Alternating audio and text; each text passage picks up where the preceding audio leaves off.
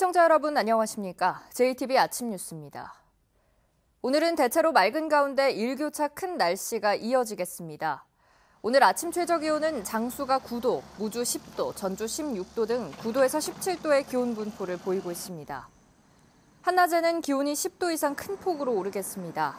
낮 최고 기온은 전주 29도, 군산 28도 등 26도에서 29도의 분포로 어제보다 3도가량 높겠습니다.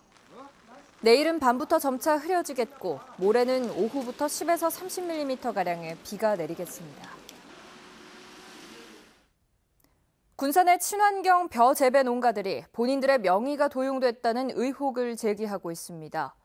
자신들의 이름을 도용해서 친환경 벼를 농협에 출하하고 벼 대금까지 받아갔다고 주장하고 있습니다.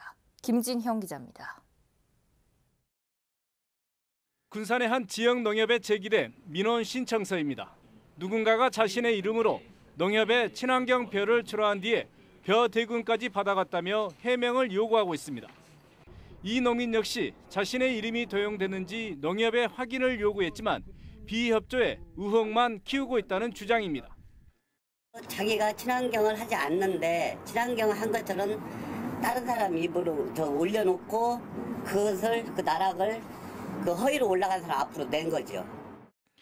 친환경 농업 인증을 받은 농가에서 출하한 친환경 쌀은 일반 쌀보다 20%가량 더 높은 가격을 받을 수 있습니다.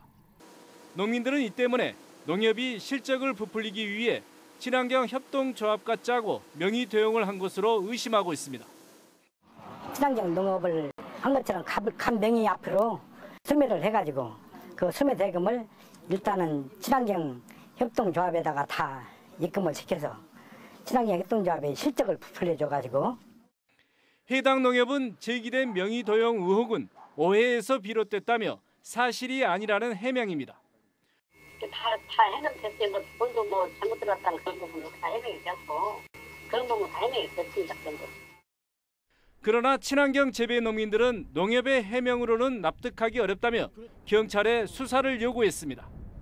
JTB 뉴스 김진영입니다.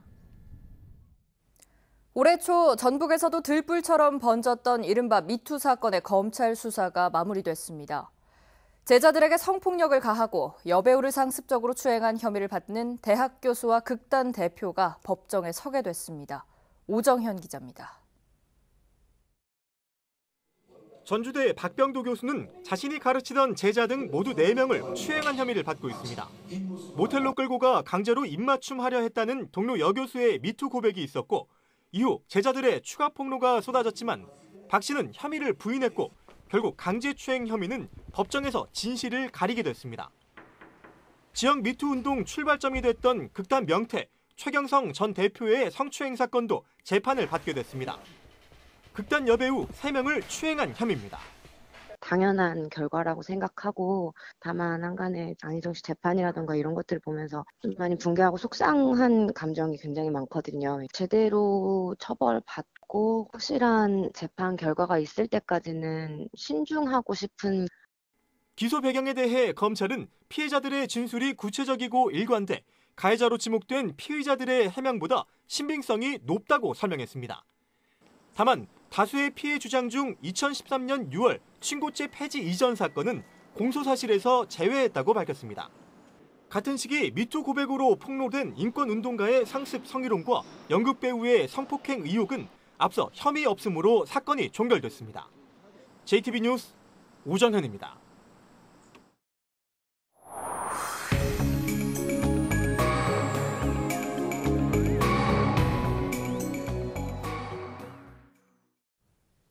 상업화로 몸살을 앓는 전주 한옥마을의 활로를 찾아보는 연속기획. 오늘은 한옥마을의 경관 문제를 살펴봅니다. 한옥마을의 간판이나 상품이 진열된 모습을 보면 눈살을 찌푸리게 되는 경우가 있습니다. 해법은 없을까요? 하원호 기자가 보도합니다. 한복 대여점은 전주 한옥마을의 대표 업종이라고 할 수 있습니다. 그런데 한복을 밖에 내놓고 영업을 하는 점포가 한두 곳이 아닙니다. 아무래도 더 잘 보이니까요. 만약에 안으로 넣으려면 안 된다면 여기가 좁아지고 저희가 여기를 다시 리모델링 해야겠죠. 한복 대여점의 화려한 간판까지 가세하면서 한옥마을의 정적인 분위기는 사라졌습니다. 가나자와의 특산품인 금박 상품을 파는 가게입니다. 쇼윈도를 설치하면 관광객의 눈길을 끌 수 있지만 이 가게에는 쇼윈도가 없습니다. 히가시 차야가이 전통 건축물의 통일성을 해친다는 이유로 마을 협약에서 설치를 금지하기 때문입니다. この商品を売りたい、出したい、それをガラス越しで見せるっていうことはなかなかできない。 이곳의 주민자치 모임이 정한 마을 협약은 광고물은 전통적인 분위기의 일본식 등농 형태로 하고 5개 광고물의 구체적인 규격까지 정해놨습니다. 또 광고물을 설치하거나 변경할 때는 주민자치 모임과 협의하도록 했습니다. 가게 앞에 입간판을 내놓을 때도 지켜야 될 규정이 있습니다. こうして置かないといけないことになってる。これは両方から見れるという。 자치단체의 조례가 규정하기 어려운 세세한 부분까지 주민들이 마을 협약을 통해 전통 건축물 거리의 경관을 지켜가고 있습니다. 전주 한옥마을에 주는 메시지입니다. JTB 뉴스 하원호입니다. 정부가 국무회의를 열고 6개 분야 33개 과제의 자치분권 종합계획을 확정했습니다. 하지만 연방제 수준의 강력한 지방분권을 하겠다는 약속에도 구체성이 떨어진다는 비판이 나오고 있습니다. 권대성 기자입니다. 지방분권의 핵심은 중앙정부가 움켜쥔 돈을 지방에 대거 넘겨주는 재정분권입니다. 청와대도 지난 3월 개헌안을 내면서 강조한 점입니다. 자치 재정권을 보장하겠습니다. 재정 확보 없이는 실질적 지방자치가 이루어지기 어렵습니다. 정부가 자치분권 종합계획을 통해 현재 20% 수준인 지방세 비율을 40%까지 높이기로 했습니다. 또한 고향사랑 기부제를 도입하고 지역 상생 발전 기금도 확대하기로 했습니다. 하지만 구체적인 시행 시기와 함께 지방세 확대 시 지역 간 불균형을 막을 방안 등은 나오지 않았습니다. 이 때문에 부처 간 이견에 1년 전 발표한 추진안을 넘지 못한 채 원론적인 수준에 그쳤다는 지적입니다. 빈입빈 현상이 있을 수 있으니까 그런 부분에서 중간에 조정할 수 있는 그런 기능을 갖자고 했는데 그런 것들 방향은 제시됐지만 좀 구체적으로 좀 더 가셔야됐으면 그런 아쉬움이 좀 있고요. 조직과 인사, 예산 편성에 있어 자치단체의 자율권 확대, 지방의회 인사권 독립도 장기적인 방향만 제시했다는 평가가 나옵니다. 정부는 개헌안 처리 불발로 제2국무회의 신설 근거를 마련하지 못한 가운데 대통령과 자치단체장의 만남을 정례화하기로 했습니다. 대통령이 의장인 중앙지방협력회의를 만들겠다는 건데 이 역시 구체적인 내용은 추후 확정하겠다고 밝혔습니다. 정부는 주민투표와 주민감사 청구 요건 등을 대폭 완화하고 자치경찰제는 내년에 서울 등에서 시범 실시한 뒤 현 정부 임기 안에 전국으로 확대하기로 했습니다. JTB 뉴스 권대성입니다. 정부가 새만금 내부개발 방안의 하나로 태양광과 풍력 같은 신재생에너지 산업을 계획하고 있는데요. 신재생에너지 관련 기업의 투자가 본격화하고 있습니다. 보도에 송창용 기자입니다. 올해 말 조성이 완료되는 새만금 산업단지 2공구입니다. 이곳에 신재생에너지 관련 기업 2곳이 투자를 약속했습니다.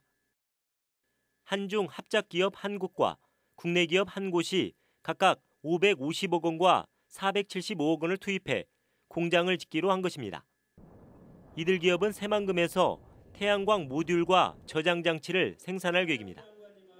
재생에너지 사업이 새만금에 좀 활성화 많이 되고 있고 사업화를 많이 한다는 얘기를 듣고 새만금이 적정한 곳이라고 판단했고요. 이들 기업은 특히 국내 시장뿐만 아니라 중국 시장 진출을 위해 새만금을 선택했다고 밝혔습니다. 전국적으로 확대하고 세계적인 기업으로 나가게 했을 때 여러 가지 조건이 좋은 것 같아가지고 새만금 쪽에다 투자를 하게 됐습니다. 이들 기업의 투자는 정부가 추진하는 새만금 신재생에너지 클러스터 조성 사업에 시동을 걸었다는 데 의미가 있습니다. 이 새만금이 이제 발전 사업뿐만 아니라 이에 필요한 여러 가지 제조업체, 또 연구시설, 실증기관, 조합 이렇게 관련 여러 가지 클러스터가 함께 할 수 있는 그런 큰 계기가 됐다.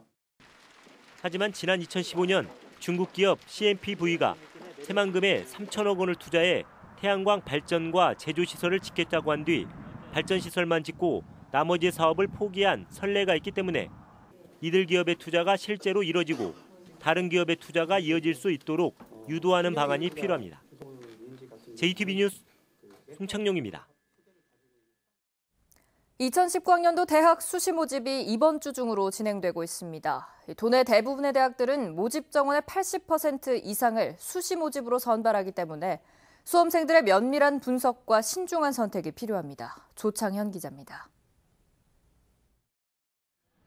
도내 10개 4년제 대학의 모집 정원은 16,400여 명. 이 가운데 78%인 12,800여 명이 수시 모집으로 선발됩니다. 모집 정원의 64%인 2,600여 명을 수시로 선발하는 전북대는 의대 모집 정원을 늘리고 정원 내 사회적 배려 대상자의 입학 기회를 확대한 게 특징입니다. 검정고시와 같은 동등학력 소지자가 지원 가능한 전형과 지역인재 등 고른기회 전형 선발 인원을 확대하였고 교사 추천서 폐지로 인한 수험생의 부담을 완화하였습니다. 도내 주요 사립대학들은 입학 정원의 90% 가까이를 수시로 선발합니다. 수시 모집 선발 비율을 보면 전주대는 87%, 원광대 89%, 우석대 88%에 이릅니다. 해마다 수시 선발 비중을 높여 미리 신입생을 확보하겠다는 포석이 깔려 있습니다. 수시 모집 비중이 전년도에 비해서 7% 정도 늘었다는 거고요. 그래서 올해 87% 모집합니다. 그다음에 학생부 종합전형의 1단계 선발 비중이 전년도에는 4배수였다면 올해 5배수로 늘었습니다. 좀 많은 학생들에게 기회를 주기 위해서입니다. 내신과 비교과 활동으로 신입생을 뽑는 학생부 종합전형은 지난해에 이어 비중이 늘고 있는 추세입니다. 전북대와 전주 교대를 제외한 대부분의 대학에선 수능 최저학력 기준을 폐지했습니다. 수능 성적이 상대적으로 낮아 최저학력 기준이 부담스러웠던 도내 학생들의 합격 기회가 늘어날 것으로 보입니다. 서류와 면접으로 진행하는 수시 모집은 대학별 전형과 평가 기준이 다르기 때문에 자신이 지원할 대학의 평가 요소와 면접 방법에 대한 꼼꼼한 분석이 필요해 보입니다. JTB 뉴스 조창현입니다. 추석 명절을 앞두고 예초기 사용하시는 분들 많으실 텐데요. 순창군이 무상수리에 나섭니다. 젓갈로 유명한 부안 곰소에서는 오는 14일부터 젓갈 축제가 열립니다. 주혜인 기자입니다. 추석 명절을 앞두고 순창군이 예초기를 무상으로 점검하고 수리합니다. 예초기 점검과 수리는 농업기술센터나 순창 구림면에 있는 서부권 임대사업소에서 실시하는데 2만 원 이하의 부품은 별도의 비용을 받지 않습니다. 추석을 앞두고 농기계 점검에 필요한 인력과 부품 등을 확보해서 점검을 받지 못하는 농가가 없도록 만전을 기하고 있습니다. 남원시와 남원 고용복지 플러스 센터가 채용 설명회를 열었습니다. 이번 채용 설명회에는 CJ제일제당 남원공장과 롯데슈퍼 남원지점이 참여해 현장 면접을 실시했습니다. 남원시는 구인난을 겪고 있는 기업과 일자리가 필요한 구직자를 위해 매월 한 차례씩 채용 설명회를 열기로 했습니다. 올해로 12번째를 맞는 곰소 젓갈 발효 축제가 오는 14일부터 사흘간 부안군 진서면 곰소 다용도 부지 일원에서 열립니다. 축제 기간에는 젓갈 담그기 체험 행사와 곰소만 장어 잡기 체험 등 다양한 프로그램이 진행되고 젓갈 할인 판매 행사도 열립니다. 진안군이 오는 2022년까지 수질오염과 미세먼지 저감 등 각종 환경오염 예방 사업에 모두 440억 원을 투입하기로 했습니다. 진안군은 가축분뇨 처리 시스템 도입에 316억 원, 생활쓰레기 적정 처리 사업에 70억 원을 투자하는 등 청정 환경을 지키는 데 힘을 쏟기로 했습니다. 고창군이 다음 달 말까지 그동안 잘 알려지지 않은 고창의 자랑거리 100가지를 공모합니다. 공모 대상은 인물이나 건축물, 자연경관, 기록물 등 유무형의 문화자산 등으로 고창군은 이들 자산을 활용해 지역의 정체성을 확립하는 계기로 삼을 계획입니다. JTB 뉴스 주혜인입니다. 전라도의 국가예산 집행률이 저조하다는 주장이 제기됐습니다. 전라도의회 박용근 의원은 지난해 전북의 국가예산 6조 5,113억 원에 대한 결산 감사 결과 집행률이 94.7%로 나타났다며 이같이 주장했습니다. 박 의원은 새로운 사업을 발굴해 국가 예산을 확보하는 것도 중요하지만 사업 계획과 편성을 정밀히 해 재정 효율을 높이는 것도 필요하다고 밝혔습니다. 음식물 쓰레기와 재활용품을 처리하는 전주 리사이클링 타운 근로자들이 파업에 들어가면서 쓰레기 처리에 차질이 우려되고 있습니다. 전주 리사이클링 타운 소속 근로자 20명은 1년 계약직의 정규직 전환, 임금 인상과 정년 연장 등을 요구하며 파업을 벌이고 있습니다. 리사이클링 타운 측은 다른 부서의 직원들을 현장에 투입해 시설을 가동하고 있고 노조 측과 협상을 벌였지만 타결을 보진 못했다고 밝혔습니다. 오늘 새벽 0시쯤 완주군 용진읍에 있는 80살 김모 씨의 주택에서 불이 났습니다. 이 불로 주택 100제곱미터가 모두 불에 타 소방서 추산 2천만 원의 재산 피해가 났지만 집안에 아무도 없어 인명피해는 발생하지 않았습니다. 경찰과 소방당국은 목격자를 상대로 정확한 화재 원인을 조사하고 있습니다.